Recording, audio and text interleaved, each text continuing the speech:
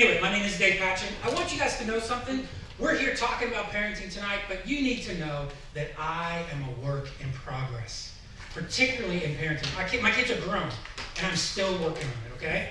Because you may think your job is done at 18, but your kids are going to need a parent their whole life. Their whole life, they will rely on a parent. That relationship will be very different, but they will rely on it. And we've got three. Our oldest is Kate. She's 31. She's married. She gave us our first grandchild this year. Not that I'm excited about it or anything. Our middle is Alec. He's 28. He is chasing the Hollywood dream in New York City right now. So he's got all the good and the bad that goes with that. And then our youngest is Micah, who is 22, who you guys may see around here sometimes. Just graduated college, just got engaged, is getting married in the spring. So those are our three kids with the grandkid on the way. So we're still in process. We're going to have to figure out this. Not on the way, sorry. We're going to have to figure out the grandkid thing. How do we grandparent well? We haven't grandparented before, so we're still figuring that out. So I'm going to share some things that I've learned along the way from life, from books, from seminars, from scripture, and mostly from my wife, because my wife is a way better parent than I can ever be, and I've learned a lot from watching her do what I couldn't do, and just try to emulate her. So she won't come up here and talk to you, but I get to do that. So every kid thinks they want a cool parent. You guys, some of you probably remember Mean Girls. You know, I think it was Regina's mom. Was it Regina's mom who was like, I'm not like the other moms, I'm the cool mom, no rules around here. Every kid thinks they want that, but that's not what they want, and that's not what they need. What they need is a cool parent, meaning a parent who can cool themselves down and stay under control and not get out of control and actually help their kids grow up. So kids really need that as a parent who keeps theirs cool. I can tell you a story. We were going to a church. I was not working at the church at the time. I was working in another ministry, and we had three kids, and one was running around like, I don't want to wear these socks. I got to change my socks. And we're trying to get out the door, and it's not going well, and somebody put their shoes on the wrong foot, and like everything is going wrong, and we're going to be late to church. And I haven't said anything to anybody because I got some people I want to meet, I got some people I got to talk to, I got a few things, and I know they're going to want a donut, and that's going to make us late to worship, or we're going to miss the first song. I am just on the agenda to get to church, and everybody else seems to be on an agenda to make us late. And at some point, I lose my cool, and I scream at the front door, just get it together and get in the car so we can go to church! Well, the youngest starts to cry. And then the oldest, the sensitive one, starts to cry. And the middle one realizes everybody else is crying, so he should cry. And I'm thinking, this is not good. And then when we get in the car, I realize my wife is also crying. So it's like, that is not my best moment as a parent. Every time I've ever screamed at my kids, I have literally regretted it. Every time. Because when I lose my cool, I lose my ability to be not just who I want to be, but who they need me to be.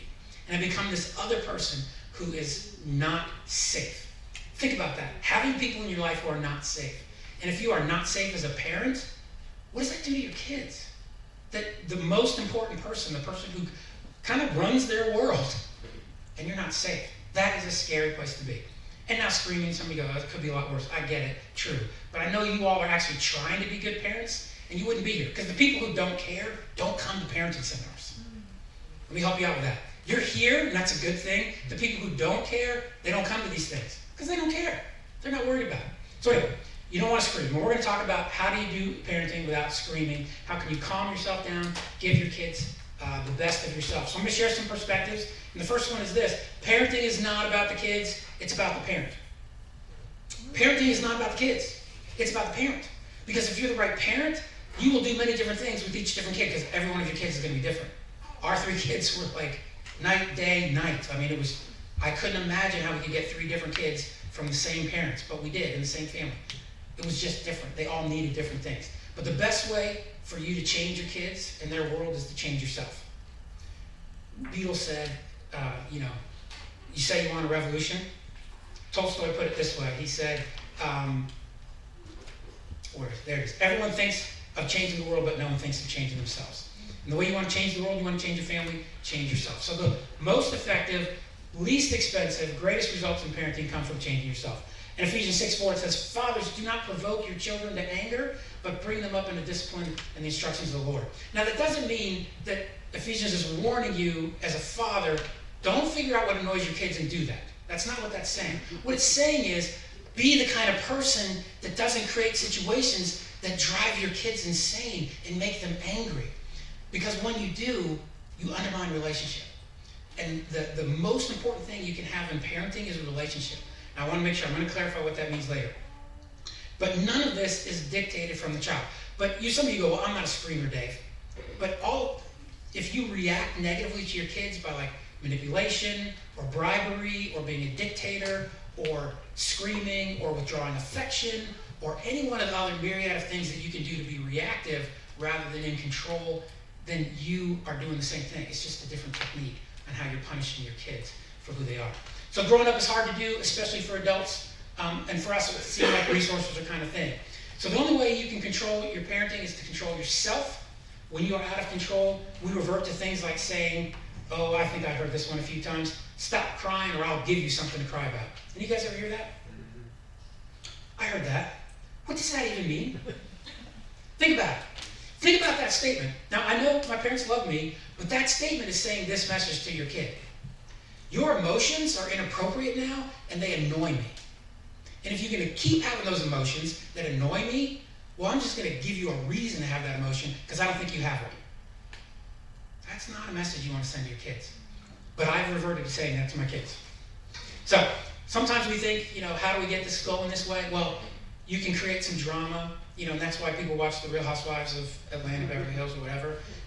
Those people are the picture of reactive parenting. Only not only do they just do it with their kids, they do it with everybody. You annoy me somehow, well, I'm going to come after you. And when you live that way in a house, it just creates all this nastiness stuff. And it damages relationships. And it tells the kids that you're not safe. So when it comes to personal growth, parents need to put themselves first. If you're not under control, you cannot control the environment that your kids are growing up in. Think about that. If you are not under control, you cannot control the environment. You certainly can't control your kid. Because if you're out of control, you're not in control of anything.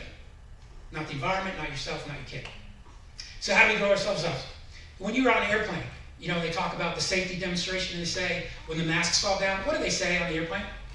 If the mask were to fall down? Put it on yourself first before helping others. Now, is that because they have this Oprah Winfrey-esque kind of mindset of just you love yourself because you're worth it? Is that why they say that with the mask? You deserve oxygen before everybody else, babe. So get it. Is that why they say that? No, they don't say that. Why do they say that? Shout it out. So that you can't help someone if you're dead. You can't help someone, I won't say dead, if you're incapacitated. If you pass out, you can't put the mask on your toddler, right?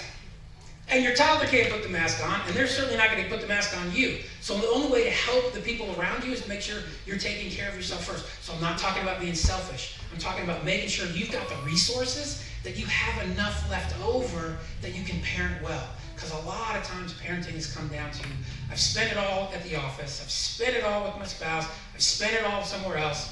What are you kids doing around here? That's, they're just getting leftovers. You want to make sure you've got something to invest. So focus on yourself, invest in your marriage. I can't tell you how much it's important for your kids to see your marriage actually be something that's good, to see your marriage be healthy and happy. One of the things we try to instill in our kids was that we weren't going anywhere and we were safe. And I can tell you funny stories about talking about that with our kids. I won't go into them now, maybe in the Q&A. But you want to make sure that your marriage is working, and so invest in that. Time away, date nights, nights out. If that means you have to swap with other families because you don't have the cash to pay a babysitter, swap with other families. If that means you need to pay somebody who's a friend to come watch your kids, there's plenty of people that probably love your kids. If you made a list, you could probably come up with them who can help you out. Find those resources. So don't react, don't overreact, because when you get emotional, a lot of times we do this because we are embarrassed about our kids' behavior. That's why I overreacted. I was screaming at my kids about going to church. Why? Because I thought I would look bad if we walked into church late. Think about that. I'm screaming at my kids so that my own ego won't take a hit by walking into church late. Now that's a problem. And that's not the kid's problem. That's a dad problem. So At all times, you want to think this through. I know as a teenager, there were times when we could find our way to detach, and as I got better at this, our teenagers would sometimes create some drama, and they'd say things like, I hate you, or you're the meanest dad on earth. And for a while, I was wearing that as a badge of honor. Yep. In your world, I'm the meanest dad on earth, which means I'm just your dad who loves you and cares about you, but I'm the only dad you got. So in your mind, I'm the meanest dad on earth, and I'm okay with that. Because my goal isn't to have you think that I'm a happy, easy-go-lucky dad. I have a different goal, and Debbie already talked about goals. So you want to widen the circle. And if you're a single parent, this is really critical for you. You need to have other people who can come alongside. So when you're having a moment, because when I'm having a moment, I've got a partner who's like, hey, you might want to cut that out. You might want to grow up there. That's not really helpful for the children, for you to act like them. But if you're a single parent and you're losing it, you got no backup. So you need some people around. And if you're a family that's got a little resources and you know a single parent around you, be some backup for them. Jump in. You've got some resources to share, help them carry it around. So, Debbie's already talked about goals, but I just want to say this, begin with the end in mind. 1 Samuel 2:12 says this, now the sons of Eli were worthless men. They did not know the Lord. Imagine for all time in Scripture that your children were labeled worthless men. And they're supposed to be the priests of Israel, who are leading Israel spiritually. So why don't you do this real quick? Just think out, maybe not what you have said, but what have other people said is the most important thing or they want their kids to be? Just shout out a couple things. Empathetic, okay. Who said worthless? I want my kids to be worthless when they grow up. No? What have you heard? Self-motivated. Successful. Smart. Kind. Funny. Anything else? Well, Debbie gave you your goal. Let me give you our goal that we came to, not right away, but eventually came to. And our goal is this. We said we want to raise children that love Jesus and are adults worthy of our respect and friendship. We want to raise children that love Jesus and are adults that are worthy of our respect and friendship. So when my kids were saying things like, I hate you, I could lean back and go, okay, that's not what I want to hear. But you know what? My goal isn't that they love me right now or that they're happy with this decision. My goal is much bigger. My goal is farther down. I know I'm aiming for that. So it is okay that you're not happy with me. And when they'd scream something like that, it really took the wind out of their sails when I said, it's okay for you to feel that way. You don't have to like me right now. That's not my goal. My goal isn't to be likable today. My goal is far beyond. And we would tell our kids what our goal was. And it really helped them. So I want to tell you one of the biggest, most damaging lies about parenting is this, that as parents, we are responsible for our children. Have you ever heard that? You are responsible for your children. That is a lie. You are not responsible for your children. Think about it. You can't make sure that your kids go to college or go to the potty. Anybody trying that lately? Anybody ever tried to potty train? It's a nightmare. Okay? You have that to look forward to. You can't guarantee that your kid will get married or not throw a tantrum. You can't make your kid not get pregnant or bite another kid in playgroup. You can't make sure that your kid becomes a doctor or a lawyer or is even a good friend. You can't make sure that they love Jesus or you. When you start thinking about that, all the things that you can't do, you start to realize you're not in control. You don't have those things under your power or under your control. So your goal is to work towards them, but you have to realize that you are not in control and you have to let go of the results. You do the best you can and you let go of the results. Now, if you work hard at it and you're a good parent, you can expect some good results, but it's not guaranteed. Just this week, I had a friend who mentioned there's a child had a birthday today, or I guess it was yesterday. And they haven't spoken to that child in 15 years. Now think about that, with all of you with little bitty babies, and how wrapped up you are with them right now. And imagine the hurt of a child that is rejecting you and has done so consistently with no communication for 15 years. So much so that they skipped their grandfather's funeral so that they wouldn't see you. Now that's some hurt. And you cannot control the results. You can't control whether your kid goes to rehab or not. You just don't have it in you. So let go of the responsibility. Now, you are not responsible for your kids, but you are far more responsible to your children. Because what you provide to them makes a lot of difference in how they turn out. You're responsible to them, just like with your spouse and your coworkers. You're responsible to them for what you do, and for yourself, you are not responsible for them. Let's talk about a couple quick things in my last couple seconds here that will be practical gifts you can give to your kids. The first is relationship. You probably came here thinking you were going to hear some really great techniques, and I will tell you that there are some techniques that work in certain situations. Colicky babies, when they're toddlers, lots of things like that. There are things that work. But the reality is, techniques can work for a moment, but relationship is the heir of parenting. Relationship is the heir of parenting. You're not responsible for them, you are responsible to them, but when children are grown, all you're going to have in their life is influence. And this is where Kara and I right now, our children are all adults. We don't have any control. Now, we never had control. We wanted to pretend we had control, but we never did. They're all adults. You know what we do have? Influence. We shape all kinds of things with them because we have a relationship with them that isn't broken, it isn't destroyed by my bad behavior. They haven't rejected us, they haven't run away, and they're people that we respect and love. So when your children are grown, you're going to have a relationship. A lot more I could say, but let me end with this story. If you give your kids some space, if you give your kids an opportunity to say no, here's why I want you to give your kids an opportunity to say no. And you should give your kids an opportunity to say no to you. I know some of you are going, it's insane. Why would I give my kid an opportunity to say no to me? Here's why.